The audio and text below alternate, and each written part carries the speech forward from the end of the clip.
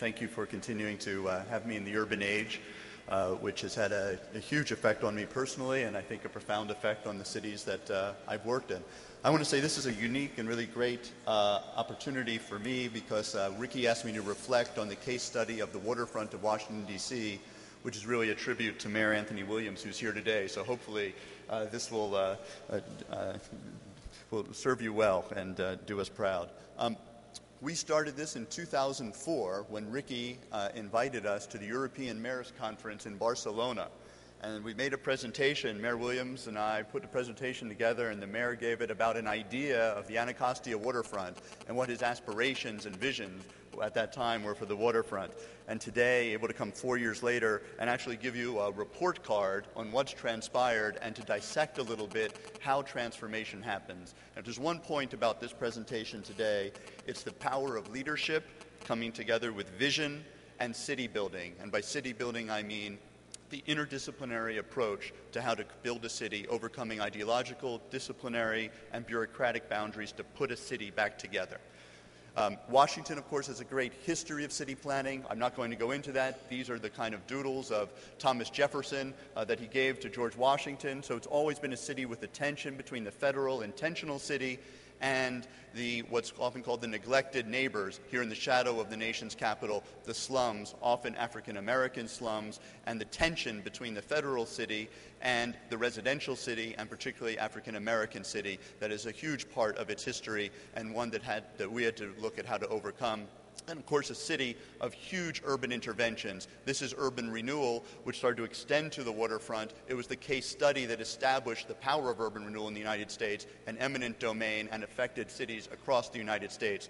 So that's a legacy of some of the history and some of the tension in Washington that when Mayor Williams became mayor and then asked me to be his planning director, said, how do we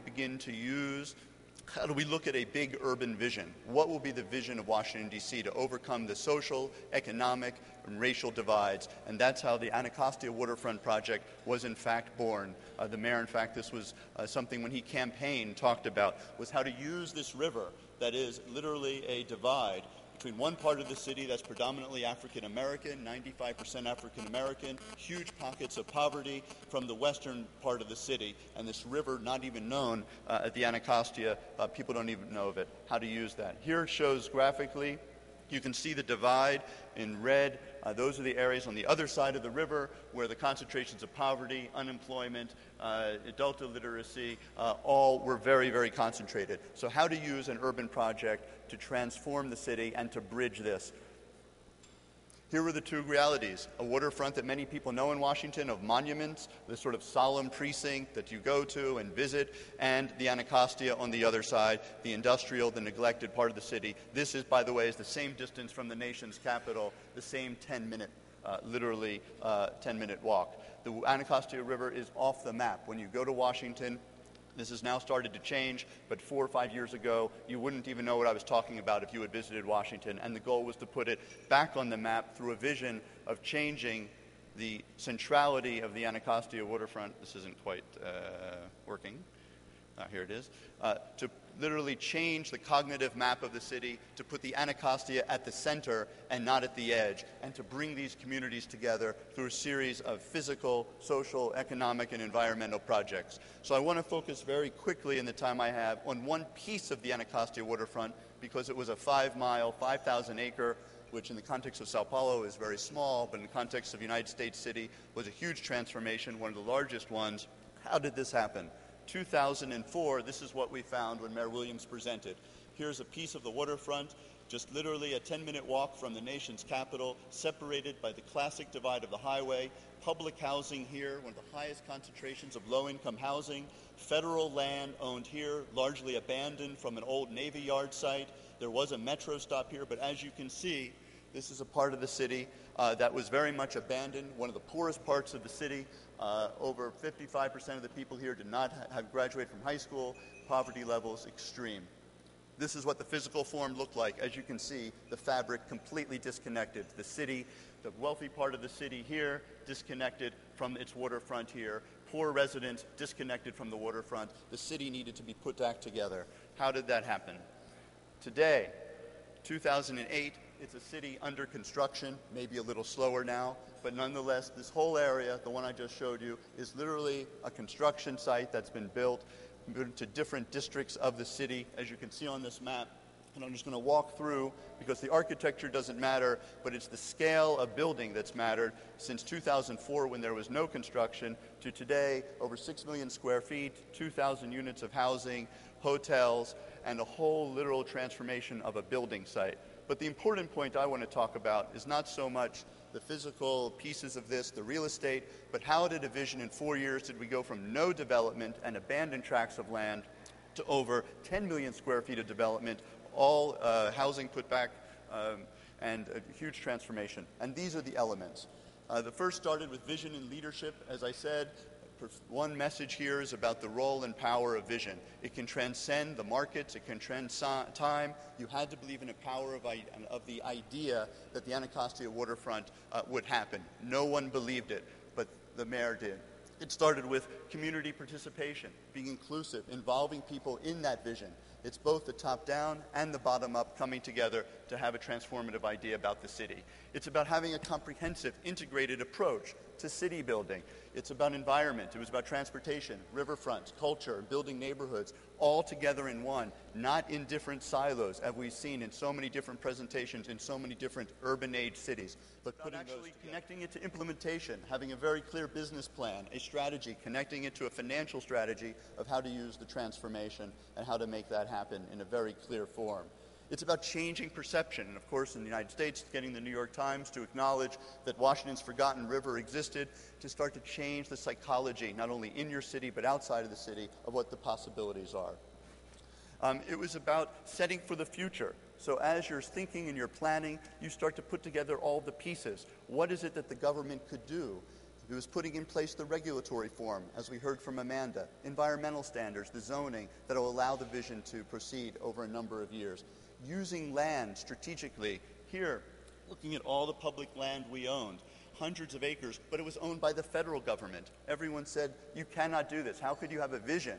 And this is important when we talk about the tension of the state and local government. How can you have a vision for the waterfront when you don't own the land, Mayor Williams? But the power of the idea said that we could get control of that land and to find the opportunity. And when the opportunity came up and President Bush said, I'm not going to give you any more money to the city of Washington, what else would you have? The mayor said, give me your land, we'll take it. And we were able to get that land and take this land here that you see that was abandoned federal land and transfer that to the city to implement an urban vision. This is actually under construction today, a mixed-use development, what would have been a government compound on the river, walled off from the neighborhoods yet again. Today will be mixed-use, over 2,000 units of housing, including affordable housing and new parks and open space. So how we use public land strategically was critical. Using our public investments to achieve our vision. Taking that public housing I talked about here, barrack-style housing, over 1,000 units, 1,500 units, and transforming that to be part again of the Washington, just normal vernacular of Washington. You can't tell the difference between low-income housing and market rate housing. Every unit of poor housing was put back with market rate housing, and I have 1 minute. Building the public realm, putting together the parks, the open spaces, the foundation that's critical to setting the stage for private development. All of these parks, which now will be a part of the urban framework, and I talked about that same tract of government land, but putting together an open space system that created value, using the power of the public sector and public amenities. Using infrastructure as a powerful tool. This, again, in only 4 years, was the approach to the nation's to the capital of the United States, the South Capitol Corridor. And then today, that viaduct was eliminated, a new median put in place, bike lanes, a whole new boulevard. Again, people thought this could not happen. And finally, how you use each piece you have. This is, as we know, Mayor Williams, familiar photo. This is a ballpark that has been built on the waterfront. When the ballpark came to Mayor Williams, as we remembered, he said, I want you to be a part of my vision because you're a part of a comprehensive vision of my building of a neighborhood of the city.